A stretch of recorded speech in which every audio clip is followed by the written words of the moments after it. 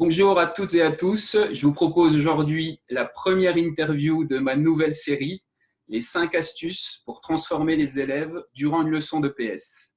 Je reçois un invité de marque aujourd'hui, une personnalité reconnue dans le monde de l'EPS. Si je vous parle de double boucle, ligne jaune, la chenille en natation, vous avez deviné? Eh oui, il s'agit bien évidemment de Jean-Luc Ubaldi. Alors, un grand merci à toi, Jean-Luc, d'avoir accepté cette interview et de nous partager tes 5 astuces.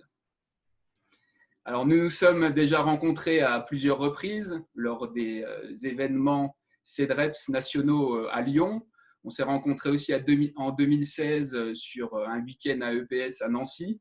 Et ce que j'apprécie beaucoup chez toi, c'est ta grande passion pour l'EPS, qui est vraiment communicative quand tu fais tes interventions. Et j'apprécie aussi beaucoup ta grande générosité quand tu partages tes connaissances avec les étudiants et les différents collègues. Donc, tu as compris, c'est vraiment un grand honneur pour moi aujourd'hui de t'interviewer et je suis vraiment content de t'avoir à mes côtés. Alors, même si tout le monde te connaît, ou presque, hein, dans le monde de l'EPS, est-ce que tu peux brièvement nous rappeler ton parcours professionnel dans un premier temps? Merci Régis, c'est un honneur pour toi et un grand plaisir pour moi d'être avec toi et avec ceux qui partagent tes petites émissions que je trouve très, très sympathiques et j'espère qu'elles auront du succès pour ta série. Alors Merci. moi, je suis certifié d'EPS depuis 78, donc ça fait quelques années, hein, et nommé en REP en 1982. Je suis resté plus de 25 ans, hein, dans ce collège de Villeurbanne. Euh, Quand l'agrégation a été offerte dans les années 80, bon, je me suis dit, allez, vas-y Jean-Luc, ça ne peut pas te faire du mal. Donc, j'ai réussi cette agrég dans les années 2009 ou 2008, je ne sais plus maintenant. Voilà. Ensuite, j'ai été recruté à l'IUFM, je confonds, en temps partagé. C'est l'expérience peut-être la plus inoubliable de ma carrière. Je ne dis pas que mais je suis resté en REP aussi pendant ce moment-là. Donc, je pense que c'est un temps de formation et de structuration personnelle fondamentale, d'avoir des élèves et d'avoir la formation. Pour tout te dire, j'arrivais à faire des cours de natation le mercredi matin et le mercredi à 14 heures, j'avais les cours de TD et d'écrit 2 à l'USFRAPS et je faisais le même cours aux étudiants qu'à mes élèves. Mais bon, donc j'ai trouvé ça extraordinaire pour moi, pour les étudiants, ben, j'espère aussi. Et puis après, un jour, j'ai accepté la direction adjointe de l'IUFM, puis de l'ESP, puis de l'INSPE.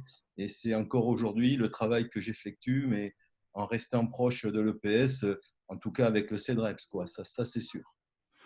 D'accord. Donc, tu interviens aussi avec des enseignants autres que l'EPS, c'est ça, actuellement? Tout à fait. J'interviens beaucoup d'ailleurs avec des historiens, des profs de français, des profs d'art plastique. Et j'éprouve tous les jours la, les cadres qu'on a construits à l'EPS et je fais découvrir à nos jeunes collègues d'histoire et de français ce qu'est une ligne jaune dans leurs cours, ce qu'est un ciblage. Je peux te dire qu'ils le comprennent très très vite parce que ça correspond aussi à ce qu'ils ont besoin, quoi. Les savoirs médiateurs, enfin les fils rouges, ça m'amuse, ça m'amuse. Et je ne me sens pas décalé avec des profs d'histoire et de français, moi. Et voilà, je ne me sens pas décalé en utilisant ma partie EPS construite en EPS avec d'autres disciplines. Bien sûr. Bon, c'est complémentaire, hein, de toute façon, entre les différentes disciplines, c'est sûr. D'accord. Bon, un parcours professionnel très riche, avec des journées bien chargées, hein, comme tu nous le disais. Oui, On, on- on on est habitué. arrive, on rentre tout de suite dans le cœur de l'interview et Allez. sur les 5 astuces. Alors, quelles sont, toi, avec toute ton expérience, avec toutes ces années où tu as baigné dans le monde de l'EPS, quelles sont pour toi les 5 astuces pour transformer les élèves durant une leçon d'EPS? Alors, le mot astuce au début un peu perturbé. Puis C'était fait après, pour, c'était fait pour. voilà, je me suis dit, je vais vous donner peut-être des étapes ou des moments forts qui ont construit ma carrière en rep. Ce que je vais vous dire, ça ne s'est pas construit la première année, hein. Des fois, C'est sûr. j'étais peut-être un peu lent, mais j'ai mis des fois 15 ans à comprendre des choses, hein. Mais à l'issue du parcours, maintenant, je les ramasse en 5 astuces. Mais une astuce, la double block, elle a mis 10 ans à émerger, hein. Faut pas Et, le ciblage, c'est 20 ans, hein. bien sûr. D'accord. Hmm. Non, mais les collègues comprennent la temporalité de ça. Maintenant, Bien je vais sûr. vous dire Hmm. 5 petits trucs tranquillou, Et mais oui. je pense que ça a coûté. Alors, la première chose que je voulais faire partager et qui, je pense, m'a peut-être sauvé la vie, et en tout cas construit tout le reste, c'est qu'à un moment donné, j'étais prisonnier de carcans universitaires ou de prescriptions des inspecteurs sur ce qu'on devait faire en EPS. Et un jour, peut-être au bout du rouleau, je me suis dit, ton confort de prof est pas aussi important que la cohérence, mais en tout cas, si tu fais pas attention à mettre en tension le confort et la cohérence, tu vas pas aller loin.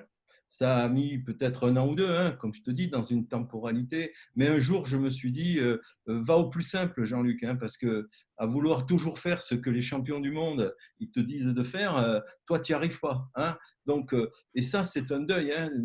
Il faut quand même admettre qu'un jour, on n'est pas capable de dire ce que le prescripteur te dit de faire, hein.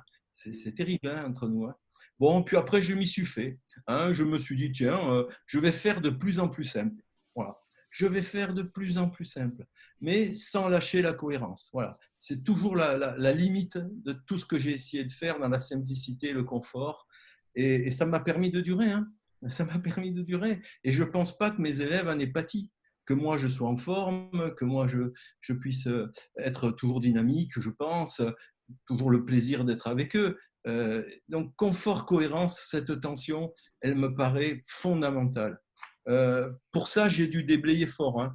Je vais essayer de dire deux, trois exemples, si tu me l'as demandé, Régis. Oui, bien Euh, sûr. il faut faire, pour déblayer le terrain de la complexité, il faut couper, il faut couper dans le tas, quoi. C'est-à-dire que en natation, on passe d'ateliers mirobolants sur l'équilibre et la respiration à un sprint de 15 mètres, hein. Bon, voilà, en gym, on passe de 20 ateliers, il faut tourner, balancer partout, à un atelier de tourner en avant avec pose des mains, quoi. En danse, il y a 5 composantes. Un jour, on se dit, ça commence ça me gonfler ces 5 composantes. Je vais en faire plus qu'une, quoi. Donc, on est amené dans cette recherche de confort et de cohérence à aller vers ce qui, je vais peut-être développer aussi après, ce que j'ai appelé la grande boucle, c'est-à-dire des éléments de ritualisation et de confort qui permettent d'enseigner tous les jours. Et puis, le ciblage, c'est-à-dire que lorsqu'on veut tenir la cohérence dans une boucle confort-cohérence, on ne peut pas être cohérent sur tout. Et un jour, il faut choisir sur quoi on est cohérent. Un dernier exemple, j'étais un grand applicateur du cognitiviste en 1980-90, suite à les frappes de Lyon, le groupe Spiral, vous avez entendu parler. Il fallait faire le CDR ou le double CDR, contextualisation, décontextualisation, recontextualisation. C'était la théorie à l'époque, hein. Bon, j'ai fait ça 6 mois et puis je me suis dit, Jean-Luc, calme-toi, le double CDR, c'est pas pour toi. Et là, on est passé en grande boucle, quoi. La grande boucle, ça voulait dire on fait des matchs, on fait des matchs, on fait des matchs. Mhm. Voilà, je rigole encore, hein, Oui, oui. mais c'était pas facile, il ne faut pas croire, hein. Oui, oui. Et vu le contexte, ton contexte professionnel, travailler en REP+, pendant des années et des années, je pense que ça t'a amené aussi assez rapidement à aller vers là, à chercher ce Obligé, confort et cette cohérence. Mm. j'ai pas eu le choix. J'ai Oui, pas eu c'est le sûr. choix. Mm. Il fallait prendre la voiture pour aller travailler, hein.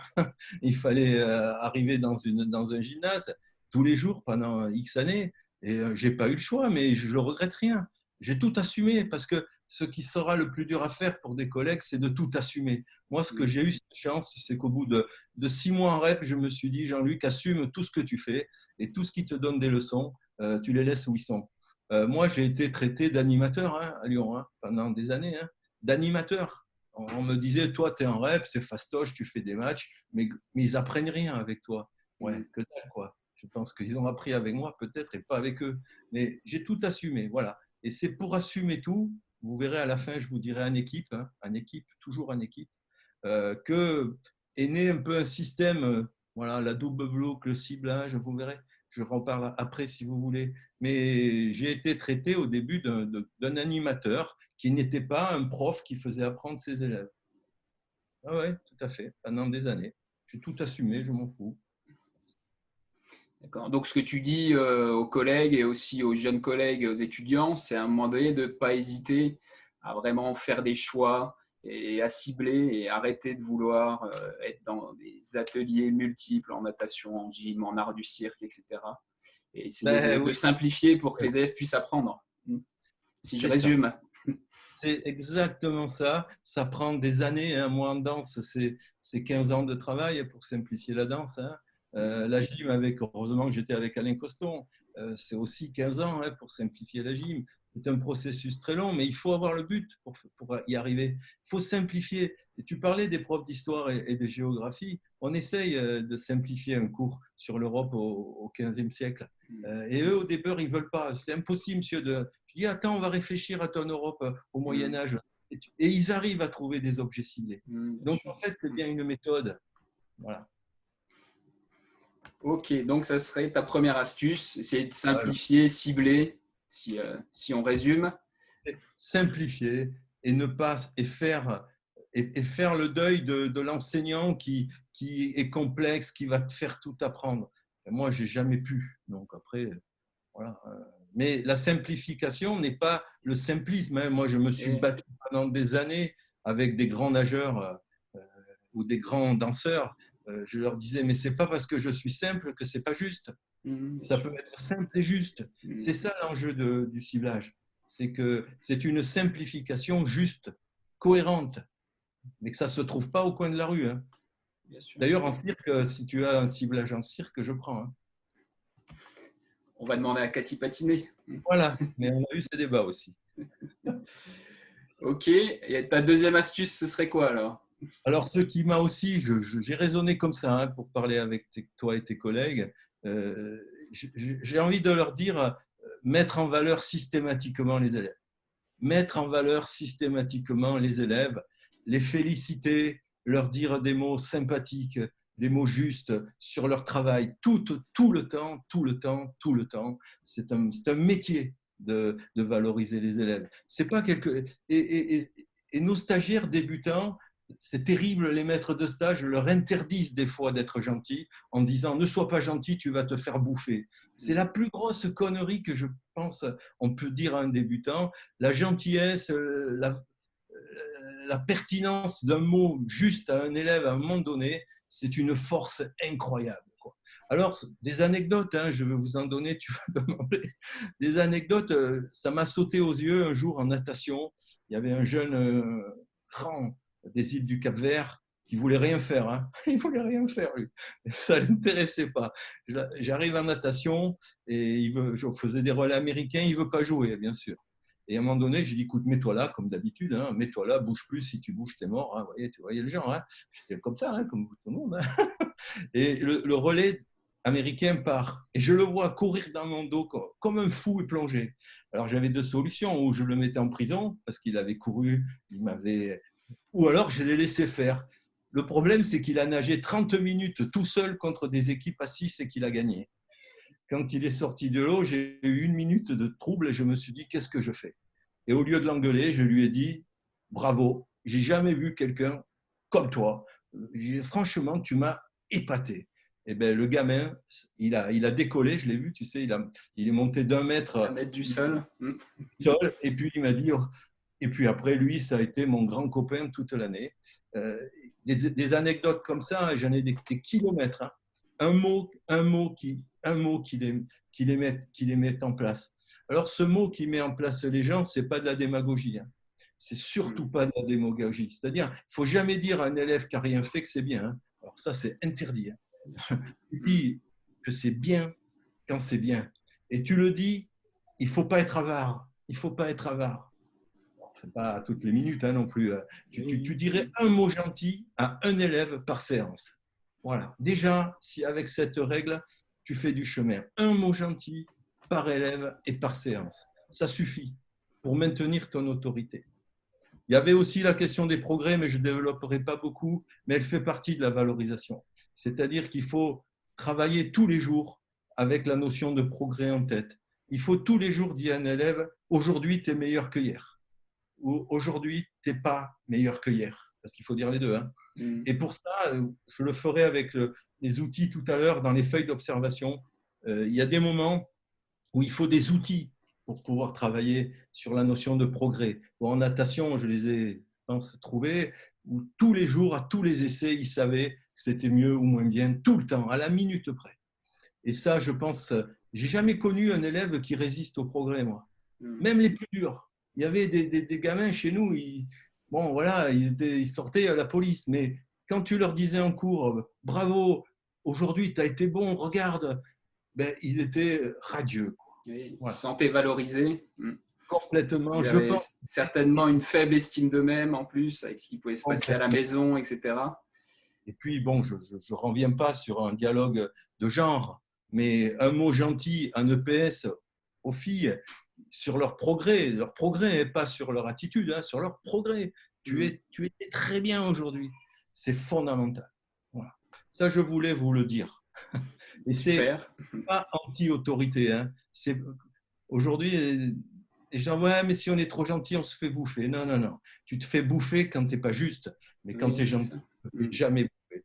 C'est pas être gentil pour être gentil, mais c'est vraiment valoriser les progrès des élèves et être juste, bien entendu. Ouais, puis c'est important ça. Un élève qui a travaillé quand il finit une leçon ou deux, tu sais, des fois, je pense, mes collègues, il y a 4-5 leçons et un élève n'a pas eu un mot du prof. Presque qu'on devrait dire, prends un carnet, tu te le gardes avec toi et tu notes à qui t'as dit bravo. Mais tu fais attention que tu as dit bravo à quelqu'un au moins tous les 2 séances. Parce que si tu lui dis tous les 3 mois, le gamin, il a zappé.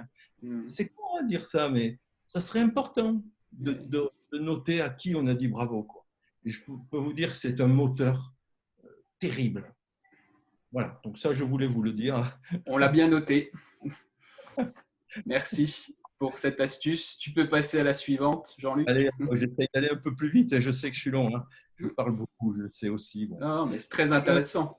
Je voulais aussi dire aux jeunes qu'on peut être gentil, mais qu'on a le droit d'être en colère. On a le droit d'être en colère. C'est-à-dire que pour être respecté, il faut être gentil, il faut être en colère. Et pour être en colère, c'est-à-dire ce devoir presque d'être en colère, il faut avoir des repères. Si on est en colère au hasard, les élèves prennent ça comme de l'arbitraire. Et quand on est arbitraire, on n'est pas respecté. Par contre, être en colère, ça veut dire de dire à quelqu'un, là, tu es allé au-delà de ce que tu peux faire avec moi. Et on a appelé ça un jour les lignes jaunes. C'est-à-dire que tu as le droit de tout faire avec moi, tout, mais sauf 2 choses. Et ce sauf 2 choses, il faut les trouver pour qu'elles soient vraiment importantes et comprises par les jeunes. Alors, les lignes jaunes, une des premières que j'ai trouvées qui m'a explosé à la figure, comme ça vous comprendrez la démarche. Un jour, je fais des haies, et comme tous les bons débutants, j'étais athlète, je voulais leur apprendre le départ. À vos marques, prêt, partez, attention, le pied, la ligne. Je me faisais chier avec ça, je ne peux pas te dire. Et pendant ce temps, il y avait 25 haies qui étaient là, et chaque fois que je me retournais, il n'y avait plus une haie debout. Ceux qui passaient, ils les faisaient toutes tomber, et ils étaient morts de rire. Alors moi, j'étais bon, putain, alors je remettais les 25 haies, puis je revenais expliquer le départ. Je me retournais, il n'y avait plus une haie. Un jour, mais peut-être pas tout de suite, au bout de 5 cycles de haies. Ça prend du temps. Et au début, tu encaisses. Je vais les remettre, les. Et puis, ça les fait rigoler. Ils sont morts de rire, les gamins. Un jour, j'ai dit, maintenant, je vais vous dire un truc. Vous faites les départs que vous voulez. Si vous ne voulez pas courir, vous ne courez pas. Si vous voulez ça, vous allez boire, allez boire. Mais le premier que je vois faire tomber une haie exprès pour faire rire les copains ou pour me faire chier, il passe par la fenêtre. Alors, il n'y avait pas beaucoup d'auteurs, on était au rez-de-chaussée, mais j'ai mis cette ligne jaune qui m'a sauvé la vie. Parce que Après, je pouvais laisser des élèves travailler, des élèves pas travailler, parce que les haies, elles ne tombaient plus. Mm. Elles ne tombaient plus exprès. C'est Et- rien, hein, mais ça m'a sauvé la vie. Alors, des exemples comme ça, il y en a Et après, on s'est dit, eh ben, peut-être que dans un cycle, il ne faut pas tenir à tout. Il ne faut pas tenir à tout. Il et faut dire… ce que tu me disais hier en préparant l'interview, d'avoir 2 lignes jaunes Maxi. maximum, sinon c'est pas tenable. En fait, la ligne jaune, c'est ce qui t'empêche de vivre ensemble.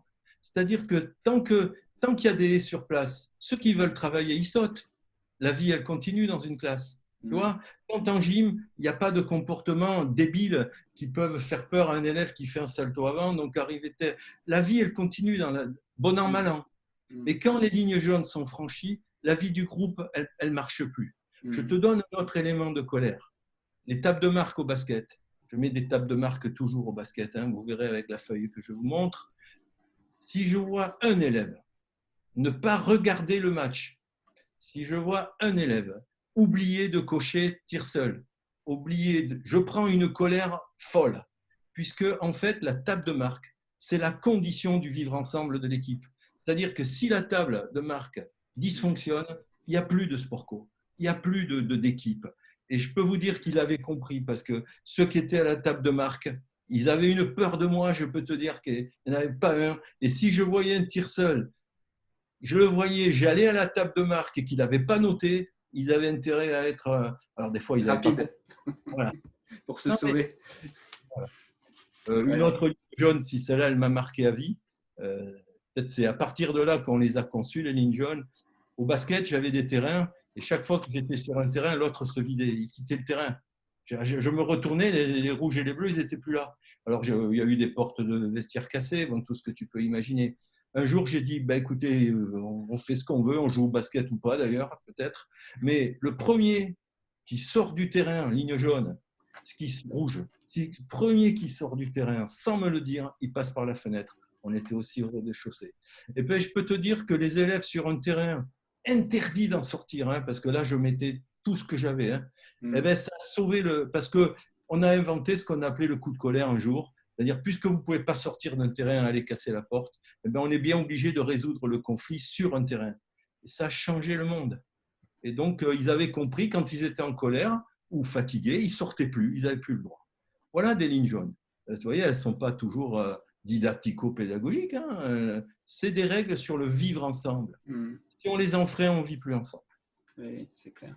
Et toi, ça te permet aussi de gérer un peu, de souffler et de gérer la classe aussi. Sinon, c'est intenable hein, par moment. Mm. Que ces lignes jaunes créent un rapport à l'adulte qui est un rapport de résistance, hein, puisqu'il faut résister aux ados. Hein. C'est ce qu'on a écrit après sous le terme d'homme debout ou de femme debout. C'est-à-dire que ces élèves voulaient que tu leur résistes, y compris quand ils quittaient un terrain, ils regardaient si tu les avais vus. Mm. Hein, ils regardent. Hein. Et quand tu as dit maintenant on ne sort plus du terrain, il y en a qui faisaient exprès de mettre un pied dehors quand même hein, pour regarder si je les avais vus. Mais pour résister à tout ça, il faut des lignes jaunes. Ou sinon, tu résistes dans le désordre.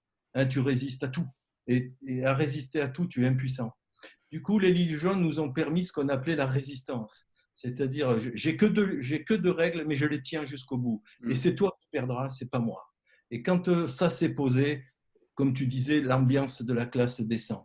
Parce que l'élève dit, le prof, il résiste, le prof, il sait où il va, le prof, il est juste. Parce Et qu'il il lâchera pas sur ces 2 règles-là. Mm. Attention, Mm. une ligne jaune n'entraîne pas toujours l'enfreinte, hein, n'entraîne pas toujours une punition diabolique. Hein. Mm. Une ligne jaune, c'est peut-être simplement de dire à un élève, viens me voir, toi. Viens me voir. Là, on va parler de ce que tu as fait. C'est tout. Hein. Attention, il ne faut pas croire que les lignes jaunes les met en prison. Hein. C'est Non, bien des sûr. éléments de dialogue. Et ce qu'on a créé avec l'homme debout, si tu veux, c'est cet enseignant ferme et humain qui valorise et qui résiste, qui valorise et qui donne les limites, c'est l'homme debout. Quoi. Voilà. Mm. Mais c'est fondamental. Hein. Aujourd'hui, mes stagiaires d'histoire, je leur dis, ou de français, donnez-moi dans votre classe une chose qui est interdite. Et qu'est-ce qu'ils me répondent? On ne peut pas. Pourquoi? Parce qu'il y en a au moins 10 de choses interdites. Je dis, mais j'en veux pas 10, j'en veux qu'une. Et là, ils se mettent en groupe et ils la cherchent. C'est quoi qui est interdit dans ma classe? Et ils échangent. Je te jure, c'est terrible, quoi. Ils n'ont même pas pensé qu'on ne pouvait pas interdire 15 choses. Je dis, mais vous ne pouvez pas interdire 15 choses, il faut en interdire qu'une. Mais Ouais. quoi? Et là, ils disent, bah, écoutez, on va réfléchir. Il faut C'est génial. choisir, il faut Eh ben, cibler aussi. voilà, C'est ça. il faut éliminer. Parce Mm. que quand un prof de français, il met la ligne jaune sur un chewing-gum, bon, je lui donne que quelques jours pour survivre, hein, en rep. D'accord? Oui, c'est sûr. Voilà. Donc ça, c'est un autre problème. Voilà mon troisième astuce sur le droit à la colère. Il faut être en D'accord. colère, On, justifié. on peut passer à la quatrième alors. Allez, on y va.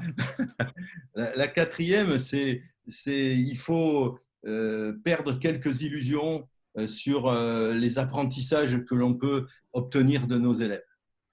Ces illusions, j'en ai eu beaucoup en début de carrière. C'est-à-dire qu'il y a des choses, il faut admettre qu'en EPS, des choses ne seront jamais apprises par des élèves. Et ça, c'est terrible, puisque quand on est formé en formation initiale, on est ambitieux. Par exemple, personnellement, j'ai jamais appris une bascule à un élève en gym. Jamais. J'étais peut-être pas bon, hein, moi. J'ai jamais appris à une fille à faire un match après course d'élan au filet, vous voyez, avec surtout planter la balle dans les 3 mètres. Jamais, hein, moi, ça m'est jamais arrivé. Sauf avec le passeur bloqueur plus tard. J'ai jamais réussi à prendre le papillon, hein, des élèves. Jamais, hein, moi, je suis jamais arrivé.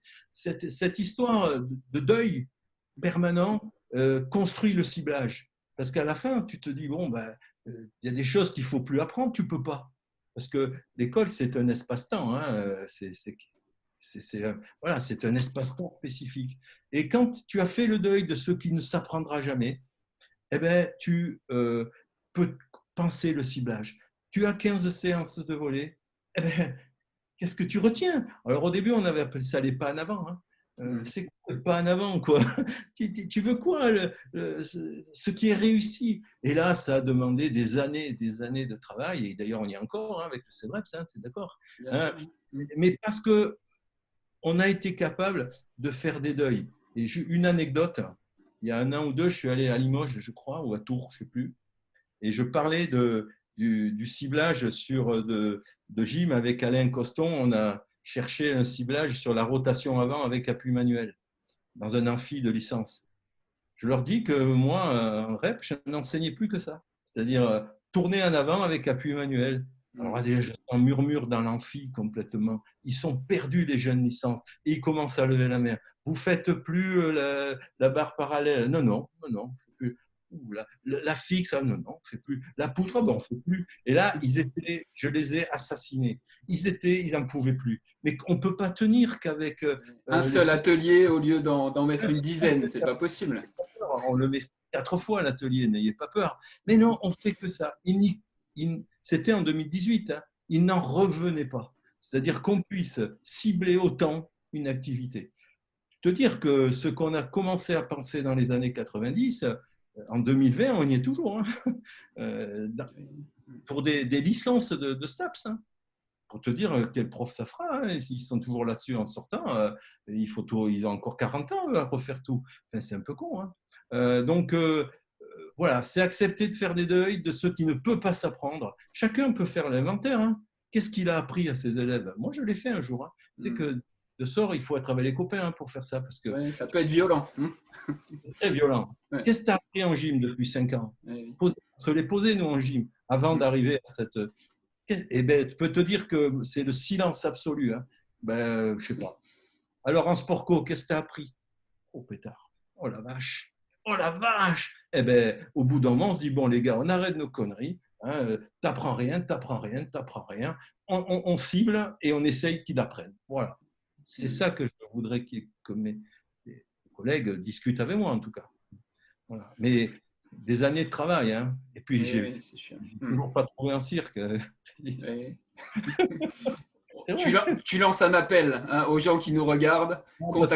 Contactez Jean-Luc si vous avez un ciblage en art du cirque. Non, parce qu'à Lyon, on a un groupe CEDREPS à Lyon qui travaille beaucoup avec les travaux de Cathy. Il n'y a pas de souci. Oui. Mais quand on leur parle ciblage, ça patauge. Oui. Ouais, voilà. Bon, peut-être que Cathy a des réponses, hein, je ne les ai pas lues. On a bien entendu ton appel. La dernière petite astuce pour accélérer, mais je vais vite là, c'est qu'il ne faut pas avoir peur de piquer les idées aux copains. Moi, si je suis là, c'est parce que j'avais des copains. Bon, on partageait un cadre, hein, des copains profs de gym. Hein. Alors, ces copains, on les avait au collège Lamartine, avec leur ban, mais on avait tout un secteur qui était de formation continue, qui était très homogène. Et cette communauté de profs de gym partageait beaucoup de choses. C'était que des rêves de Vent-en-Velin. Hein. Vent-en-Velin, donc tu vois, vous voyez le problème. Du coup, on partageait beaucoup de choses. Et on a pris l'habitude de se piquer les bonnes idées. Et ben moi, je dis, si on n'avait pas fait ça, on n'en serait pas là. C'est-à-dire, on peut se piquer tout entre collègues. Une fiche d'observation, on peut se piquer une séance qui a marché. Moi, je sais qu'en natation, on avait une banque de données sur une étagère où on mettait les séries de 8 x 50 en double boucle. Tu sais, on faisait ça. C'était, les séances de natation, c'était que du 8 ou 10 x 50. Hein. C'était jamais autre chose. Hein. C'était pas une fois 5, une fois. C'était 8 ou 6. Et toutes les séances étaient écrites sur du papier, plastifiées, avec des séries qui devaient suivre les élèves. Elle trempait dans l'eau, on s'en foutait. Et un copain arrivait en disant, tiens, aujourd'hui, j'en ai fait une bonne, Jean-Luc. Hein. Putain, ça a marché de feu de Dieu. J'ai dit, tu l'écris, on la plastifie, tu la mets sur l'étagère. Et quand on partait en natation, on prenait la fiche de séance. C'était d'une économie, je ne te dis pas. Hein. Et puis, l'équipe, elle permet de gagner du temps par l'échange. Moi, j'y crois beaucoup à ça. Hein.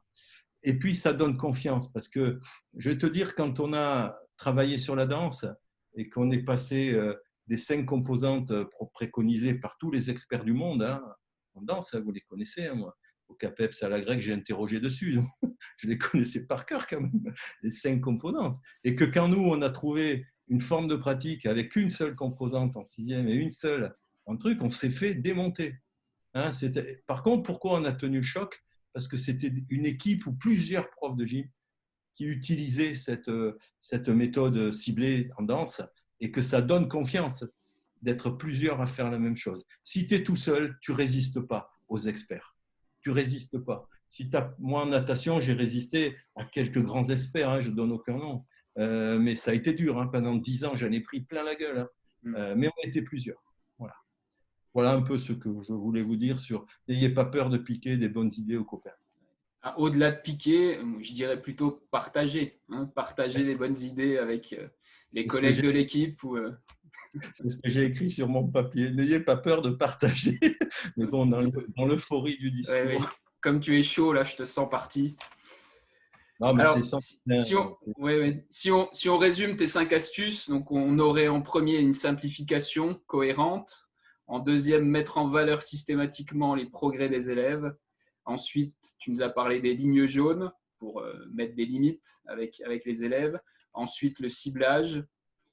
Et pour finir, partager les bonnes idées avec ses collègues et ses copains. Ouais, tu as très bien résumé, tout à fait. Et on a bien entendu ton appel pour le ciblage en art du cirque. Alors maintenant, on va peut-être essayer d'aller un petit peu plus vite, hein, parce que là, on était vraiment dans le cœur de l'interview avec les 5 astuces. On est déjà pratiquement à une demi-heure.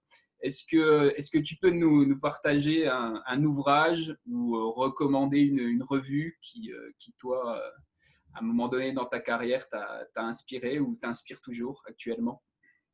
Pour être très très court et pas trop long, je pense dans la revue du CEDREPS, bon, je pense qu'on peut trouver tout ce qu'on a besoin en termes d'articles réflexifs hein, sur les fondements culturels, hein, qui est le fondement de… Je n'ai pas eu le temps d'en parler, mais bon. On trouve ces articles de fond hein, sur le ciblage, sur les formes de pratique, on trouve ça. Et on trouve surtout des formes de pratique concrètes que des collègues ont mis en place. Et si on lit bien le CEDREPS, ça sert aussi à exercer une vigilance sur les choses. Moi, j'ai lu des formes de pratique que personnellement, je n'approuve pas dans le CEDREPS. Mais tant pis, l'avantage, c'est qu'elles existent. Et si on lit avec un cadre un peu critique, je pense que le CEDREPS apporte de la théorie, pas de la théorie, de la formalisation. Et il apporte des exemples qui sont pour nous des objets de réflexion. Ils sont justes ou faux, presque des fois, je m'en fous. L'article que j'ai lu, il ne me plaît pas, mais il m'a fait réfléchir. Voilà pourquoi je conseillerais cette revue aujourd'hui. C'est vrai qu'il y a des articles avec une réflexion vraiment sur la discipline, EPS, et ensuite des mises en œuvre concrètes à travers des formes de pratique scolaire. Donc c'est vrai qu'il y a voilà, c'est cet amalgame qui me paraît aujourd'hui quelque chose qui peut aider des collègues à se stabiliser dans leur conception et surtout, dans la revue CEDREP, tu peux piquer des bonnes idées. Ah, non, mais c'est vrai. J'en doute pas, j'en doute pas. Voilà, voilà un peu pour être très court parce qu'on est déjà à 30 minutes.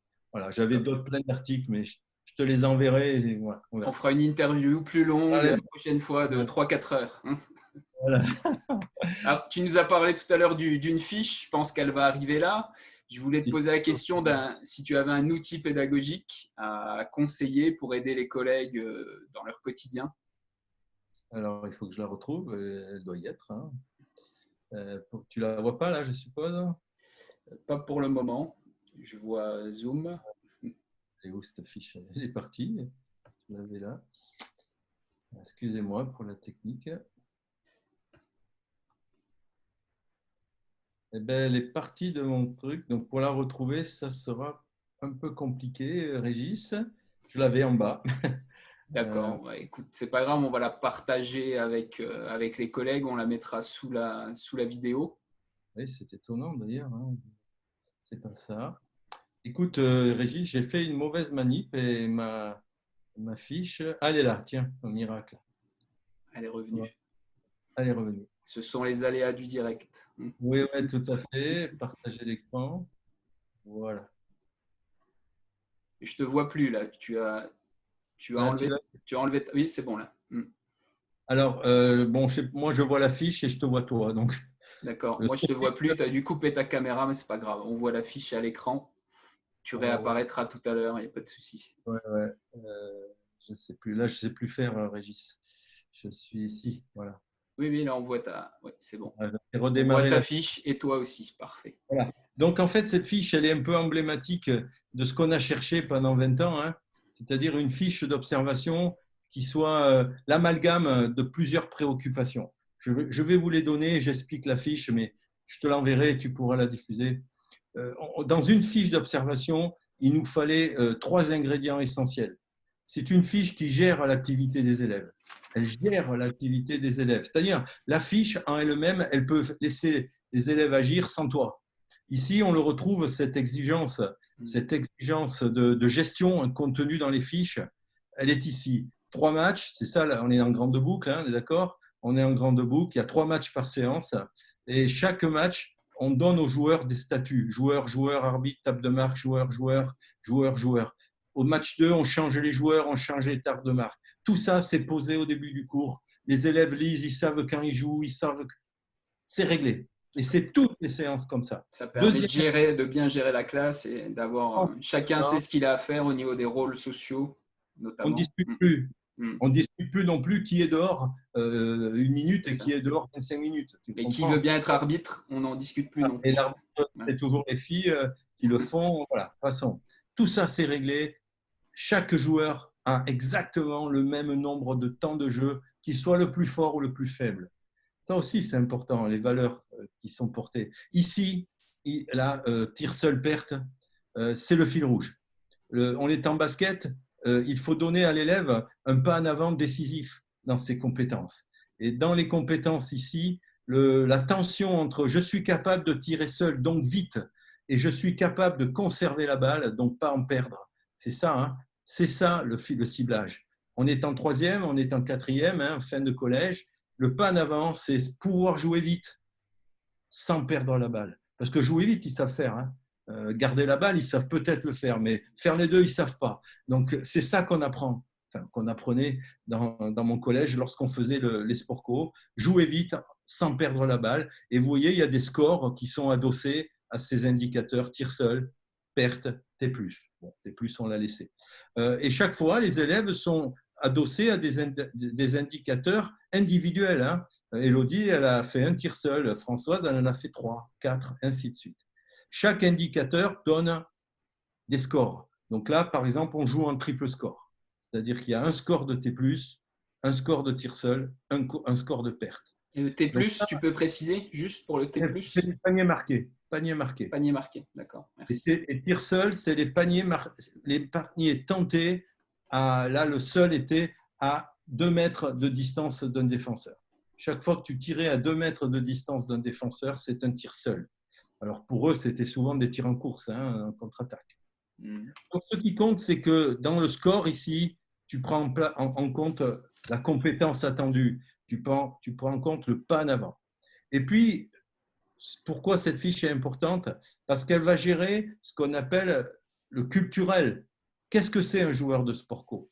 Qu'est-ce que c'est un joueur de sport co? Et là, on est sur des choses un peu plus fond culturel. Ici, tous les joueurs peuvent participer au gain du match. Bon, je ne l'ai pas dit, c'est un peu long, mais à un moment donné, on met des contrats à des joueurs, on met des contrats à des joueurs, et ces contrats apportent un point à l'équipe. C'est-à-dire, si je gagne le contrat de Marina, l'équipe prend un point. Donc, en fait, le sport co, c'est un rapport de force équilibré entre deux équipes où tous les joueurs ont une chance de faire basculer le match. On avait pris une phrase de Andy Warhol, chacun doit avoir son heure de gloire. Et l'heure de gloire, elle peut être donnée au plus faible de la classe par les contrats. Ils jouent tout le temps, c'est des alternatives qu'ils gèrent, jouer vite ou jouer pas vite. C'est ça le sport co, une alternative à gérer prioritaire. Voilà, donc ça on peut faire cette fiche. Moi, j'avais des cycles de 15 séances. Il faut 2 séances pour la mettre en place. Allez, mais 3 s'ils sont très lents. Et après, tu joues 12 fois de suite avec les mêmes fiches. Ils s'en aperçoivent même pas que c'est la même chose. Ils jouent. Et après, il y avait des exercices en petite boucle. J'arrête là. Donc, 3. Et ça, en natation, on en a fait beaucoup comme ça. En danse, on en a fait des fiches comme ça. 3 ingréments. La fiche amène à toucher le fond culturel, la fiche amène à gérer et la fiche porte le pas en avant. Voilà le petit fiche que je voulais montrer. D'accord, super. Merci. On la mettra en dessous de la vidéo pour les collègues qui veulent la regarder tranquillement. Bien que la fiche, on peut la faire en 2 heures en conférence. La prochaine fois. Voilà. Si tu veux bien nous remettre en écran, partager. Voilà, merci. Alors, toute dernière question, enfin, c'est même pas une question, mais on en a discuté hier. Est-ce que tu as un petit cadeau à partager avec les gens qui nous regardent et qui ont bien suivi l'interview jusqu'à la fin, même si on avait dit que ça devait durer une vingtaine de minutes, mais tu as été bavard aujourd'hui, Jean-Luc, tu avais beaucoup de choses à nous dire. Je sais, c'est un de mes défauts. Alors, pour les remercier de nous avoir suivis jusque-là. Alors, le petit cadeau, je te l'ai envoyé par WeTransfer. C'est une vidéo de 7 minutes. Donc, je ne sais pas comment tu pourras la mettre dans le document. Je vais me débrouiller pour la mettre sur la vidéo aussi. Qui date de 2006, je crois. C'était la dernière ou l'avant-dernière année au collège. C'est une vidéo de natation fait dans une vidéo qui s'appelait Vers un pratiquant cultivé. Vous savez, il y avait le basketball, il y avait le volleyball de Jacques Messner, passeur bloqueur, et la danse de Michel Coltis. Moi, j'avais fait dedans, je vous ai mis 2 situations, c'est un montage, 2 situations. C'est un relais de durée avec une fiche outil. Vous verrez comment la fiche outil, elle gère la classe, vous verrez, enfin, je crois. Et puis, à la chenille, je me suis fait ce petit plaisir, parce que la chenille, c'est le ciblage je veux dire, qui nous a explosé à la tête via la forme de pratique de la chenille. J'ai bien fait de te présenter comme ça au départ, alors, avec la chenille. Ah, là, elle m'a valu tellement d'ennuis aussi. Je sais, on en a déjà parlé. Mais bon, c'est pas grave. Et puis surtout, vous verrez, alors c'était comme ça. Je félicite des élèves, je leur dis des mots gentils sur leur travail, vous verrez. Donc, je pense que j'illustre un peu ce que je voulais vous dire dans les 5 astuces. Quoi. Et voilà. C'est ça qui est vraiment bien, je trouve, c'est qu'en choisissant cette vidéo, tu réussis à résumer les 5 astuces dont tu nous as parlé aujourd'hui. C'est vrai que c'est intéressant par rapport à ça. On pourrait presque, si j'avais le temps de la regarder avec vous, je vous montrerai, mais vous le verrez, vous le verrez, je crois. Mais c'est une vidéo prise en one shot, c'est pas un film, c'est une vraie séance. Oui, c'est pas un montage. C'est pas un montage, ils m'ont filmé et puis voilà. Et là, ce que vous allez voir, c'était ma séance de natation avec des 4e, c'est tout. Voilà. D'accord. Voilà, super. Merci pour le cadeau. On va regarder ça. C'est un plaisir. Après, les gens pourront bien entendu mettre des commentaires en dessous hein, s'ils ont des questions par rapport à ce que tu as dit aujourd'hui ou par rapport à la vidéo. Moi, je ne sais pas comment tu vas mettre en scène ton petit clip, mais je reste disponible avec toi, c'est évident, ou à des questions qui seraient posées. Ouais, moi, je peux compter sur moi pour répondre si tu as des questions, pas de souci. Donc, j'ai bien noté une interview un peu plus longue la prochaine fois, 3-4 heures, sur un autre sujet, plus un ciblage sur les arts du cirque. Pas avec moi. Bon, en Ouais. tout cas, merci beaucoup, Jean-Luc. C'était vraiment un plaisir de partager avec toi Merci. ce moment. Ouais. Merci à toi parce que vraiment pour moi, ça a été un vrai plaisir. J'espère que ça sera réciproque avec ceux qui vont regarder. Et puis si c'est trop long, hein, le numérique a l'avantage qu'on peut s'arrêter, quoi. C'est ça. Hein, Non, non. voilà. Mais les gens sont motivés, ils vont aller jusqu'au bout. Ben, tu me raconteras. Alors, je te souhaite une bonne continuation et je remercie toutes les personnes qui nous ont suivis aujourd'hui et je leur dis à bientôt pour partager une prochaine interview. Allez, bonne journée. Au Au revoir à tout le monde. revoir.